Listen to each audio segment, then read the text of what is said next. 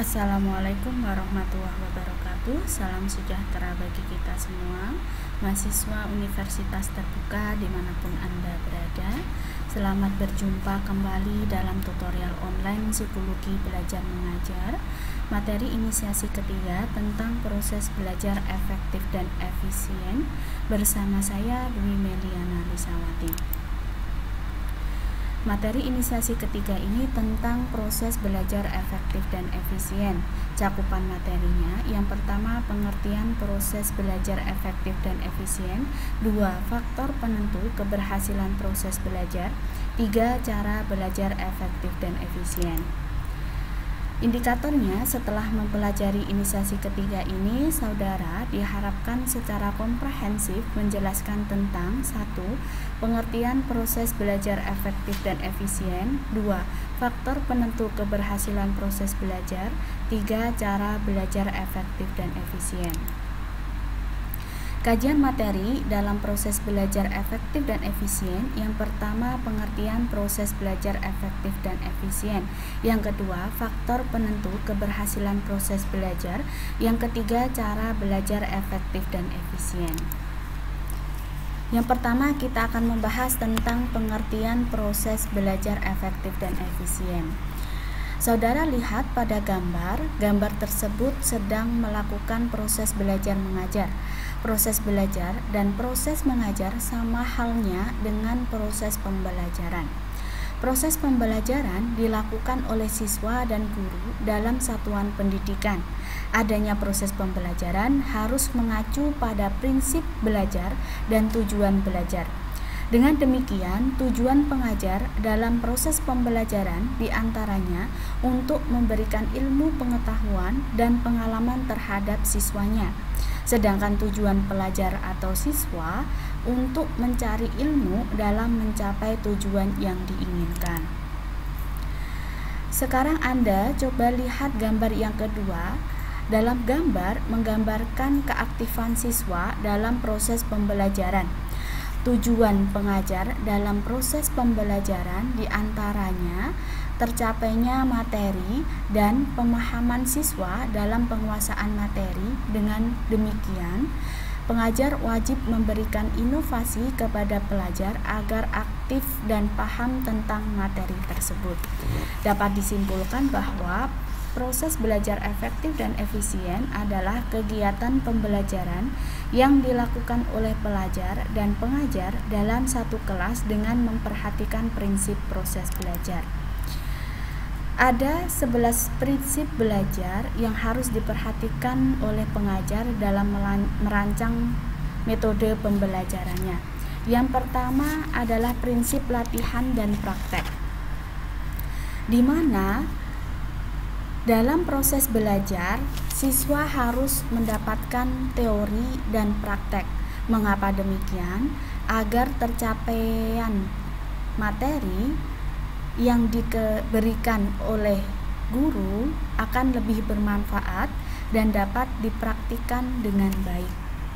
Seperti contoh metode latihan siap drill. Yang kedua, prinsip asosiasi atau menghubung-hubungkan, di mana dalam proses belajar, dalam menghubungkan materi itu harus berkaitan dengan pengetahuan dan pengalaman. Dalam implikasinya, yang pertama, dalam mengaitkan materi yang diajarkan sesuai dengan pengetahuan dan pengalaman. Yang kedua, memeragakan skema. Yang ketiga, memberikan contoh yang berasal dari kehidupan nyata. Yang keempat, memberikan kata kunci. Yang kelima, mengajarkan materi secara sistematis dan bertahap. Yang keenam, mengajarkan materi secara utuh. Yang ketiga, prinsip efek atau akibat. Dalam proses belajar, di mana siswa diberikan akibat atau efek yang baik atau menguntungkan bagi dirinya atau kehidupannya. Yang keempat, prinsip kesiapan atau readiness. Dalam proses belajar, siswa itu harus sudah siap untuk melaksanakan belajar. Karena apa? Ketika siswa itu sedang sakit, maka proses belajarnya tidak akan efektif. Yang kelima, prinsip penghayatan tujuan. Dalam proses belajar, penghayatan tujuan itu perlu karena dalam belajar sesuatu yang relevan dengan tujuan pembelajarannya. Yang keenam, prinsip urutan bertahap atau sequence, di mana dalam proses belajar itu melakukan pembelajaran secara bertahap. Yang ketujuh, prinsip menghormati perbedaan individu atau individualisasi. Dengan proses belajarnya di sini, seseorang mempunyai cara yang tersendiri dan unik untuk belajar yang perlu dihormati, bahwa kita tahu ketika ingin kita dihormati oleh orang lain, alangkah baiknya kita menghormatinya terlebih dahulu. Yang kedelapan, kesempatan belajar yang memadai. Dengan kata lain, dalam proses belajar itu harus menguasai materi pembelajaran dengan baik, manakala dia diberi kesempatan belajar yang cukup untuk melakukan proses belajar. Yang kesembilan, prinsip hasil diketahui dengan segera atau evaluasi. Proses belajarnya dilakukan setiap saat dengan mengetahui bahwa belajarnya itu benar atau salah. Yang ke-10, prinsip pemusatan atau fokalisasi, di mana proses belajarnya harus terpusat lebih jelas, di mana kesesuaian tujuan pembelajaran itu sesuai dengan topik pembelajarannya. Yang ke-11, prinsip konteks dalam belajar, di sini menghendaki situasi pembelajaran yang nyata dan real. Selanjutnya, faktor penentu keberhasilan proses belajar. Faktor penentu tersebut dipengaruhi oleh efisiensi belajar. Dalam efisiensi belajar itu terdapat adanya sifat pelajar dan adanya sifat mengajar. Dengan kategori itu ada mata pelajaran, ada fasilitas fisik, ada perilaku pengajar dan pelajar, ada lingkungan, dan ada sifat kelompok belajar.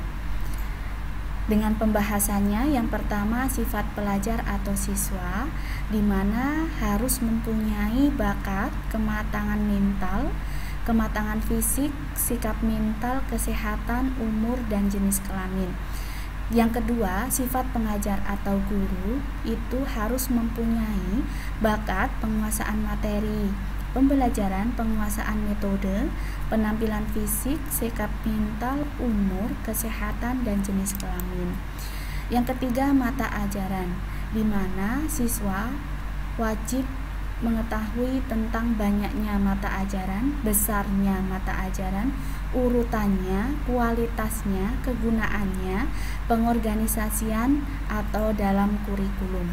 Yang keempat, fasilitas fisik, di mana seorang pelajar wajib diberikan alat bantu pembelajaran, alat peraga, ruangan, perlengkapan, dan sarana mobilitas. Yang kelima, perilaku pengajar dan pelajar. Dalam kegiatan pembelajaran, perilaku pengajar berupa berbagai metode pembelajaran yang dipergunakan pengajar untuk membantu proses belajar pelajarnya. Dengan kata lain, kegiatan pembelajaran itu akan lebih interaksi dan lebih terpusat kepada siswanya. Yang keenam, lingkungan. Dengan lingkungan ini, siswa wajib diberikan lingkungan pelajar dan lingkungan tempat pelajar. Yang ketujuh, sifat kelompok pelajar, bahwa kita tahu sifat seseorang itu sangatlah berbeda-beda, di mana siswa di sini wajib berinteraksi dengan besarnya kelompok, homogenitas kelompok, kekompakan kelompok, struktur, kepemimpinan, perilaku, dan sikap kelompok tersebut. Selanjutnya, evaluasi. Untuk evaluasi, silakan saudara baca sendiri sesuai dengan kunci jawabannya. Selanjutnya, daftar pustaka. Untuk referensi utamanya saya ambil dari Sudianto Patmowiharjo tahun 2019 dalam bukunya BMP Psikologi Belajar Mengajar, Tangerang Selatan Universitas Terbuka. Referensi tambahannya saya ambil dari Tantowi tahun 2010 dalam bukunya Psikologi Pendidikan, Jakarta Yayasan Kanisius. Kemudian saya ambil dari Katarina Triani tahun 2005 dalam bukunya Psikologi Belajar, Semarang UPT MKK UNES.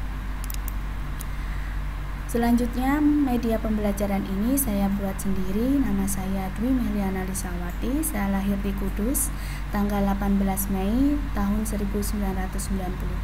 Sekarang saya bekerja sebagai pengajar di SMPN 1 Mbai Kabupaten Kudus.